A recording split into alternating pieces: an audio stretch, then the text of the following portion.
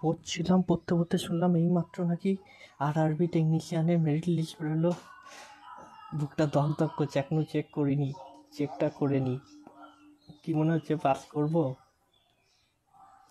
চলো দেখি, ভয় লাগছে। ফাইনাল মেরিট লিস্ট বেরিয়েছে রেলে টেকনিশিয়ান গ্রুপ সি পোস্টের। চলো দেখি, ঠাকুরের নাম করে যা হবে দেখা যাবে। তোমাদের প্রথমে অ্যাডমিট কার্ডটা দেখায় আমার কত তারিখে কি পরীক্ষা হয়েছিল। দেখো এখানে দেখতেই পাচ্ছ যেখানে আমার 27 তারিখে পরীক্ষা হয়েছিল।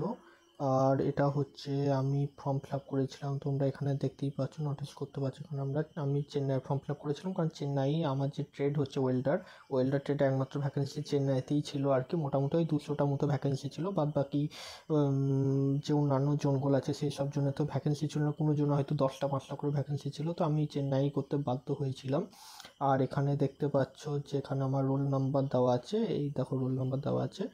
তো আমি প্রথমে আর আমার পরীক্ষা তো বললাম, এবার দেখো ফার্স্ট শিফটে পরীক্ষা হয়েছিল তো কলকাতা গীতবিতানে। তো চলো দেখে নিই আমার নামটা মানে রোল নাম্বারটা আছে কি না। প্রথমে আরআরবি চেন্নাই, যেহেতু ফর্ম ফিল আপ করেছিলাম চেন্নাইটা খুলি। খুবই চিন্তা হচ্ছে, টেনশন হচ্ছে কি হবে। দেখো এখানে দিয়েছে লিস্ট অফ ক্যান্ডিডেট যারা টেক 3-তে পাস করেছে, তো এখানে ক্লিক করি। তো খুব টেনশন লাগছে, ভয় হচ্ছে। খুলে গেছে, এই দেখো টোটাল যারা পাস করেছে মেরিট লিস্টে তাদের এখানে রোল নাম্বার দেওয়া আছে।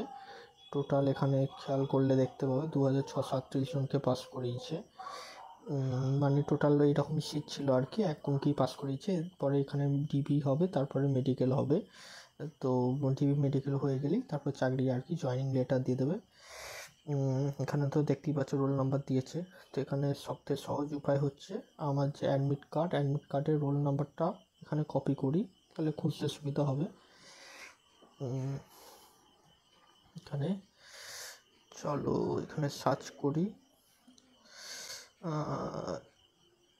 মা বাবার মুখ মনে করে সবার আশীর্বাদ নিয়ে ভয় লাগছে। নয় ক্লিক মারলে নয় দেবে, নয় লিস্টে দিয়ে দেবে, না থাকলে নট ফাউন্ডে লিখে দেবে। ভয় লাগছে, খুব ভয় লাগছে। এত বছরের তপস্যা, পরীক্ষা, এত বছরের সব কিছু। চলো দেখি, যা হবে দেখা যাবে। চলো মেরেই দিই। ইয়েস ইয়েস ইয়েস, হয়ে গেছে। উফ, আলটিমেট এত বছরের ভালোবাসা, পড়াশোনা, বিগত 10 বছরের পরিশ্রম, কিছু বলার ভাষা নাই। কিছু বলার ভাষা নাই। খুব হ্যাপি, আমি খুব হ্যাপি। চলো, সব থেকে বড় হ্যাপি হয়তো কালকে আমার জন্মদিন। তো জন্মদিনের আগে রেল আমাকে এত সুন্দর একটা গিফট দিল, তার জন্য রেলকে অনেক ধন্যবাদ জানাই।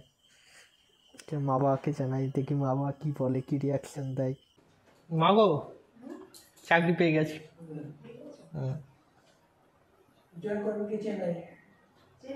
চেন্নাই। আসলে আমি যদি চেন্নাই না করে আমি মানে দেশের যে কোনো 21টা জনের মতো 21টা জনে যেখানেই করতাম না কেন সেখানেই চাকরি পেয়ে যেতাম আর কি, যা কাটা গেছে। যেখানেই মানে আমি কলকাতাতেও করলে আর কি, যেখানেই করতাম না কেন চা কাট আপ গেছে, মানে আমি যে নাম্বার পেয়েছি আমি সেখানেই পেয়ে যেতাম আর কি।